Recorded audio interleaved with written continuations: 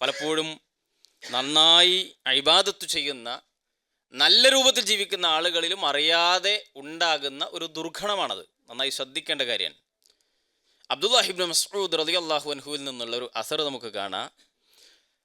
മാ യസാലുൽ മസ്റൂഖു മിൻഹു യതളന്ന ഹത്താ യസീറ അഅലമ മിനസ്സാരിഖി.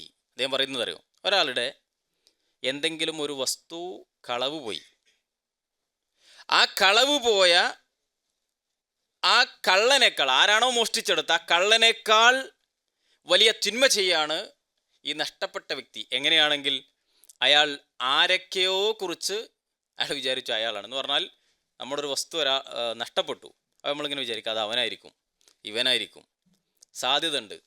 അങ്ങനെ ഓരോ ആളുകളെ കുറിച്ച് ചിന്തിക്കുന്നത്, കൃത്യമായ തെളിവില്ലാതെ വേറൊരാളെക്കുറിച്ച് ചിന്തിക്കുകയും അതിനനുസരിച്ചുള്ള മാനസികമായി അവനോടുള്ള പെരുമാറ്റത്തിൽ വ്യത്യാസം വരികയൊക്കെ ചെയ്യുന്നത് ആ മോഷ്ടിച്ച കള്ളനേക്കാൾ വലിയ തെറ്റാണ് അറിയുന്നത് ഈ ചിന്തിക്കുന്ന ആൾ ചെയ്യുന്നത്. നിങ്ങൾക്ക് മനസ്സിലാവുണ്ടല്ലോ അല്ലേ, ചിന്തിക്കുന്ന ആൾ ചെയ്യുന്നത്.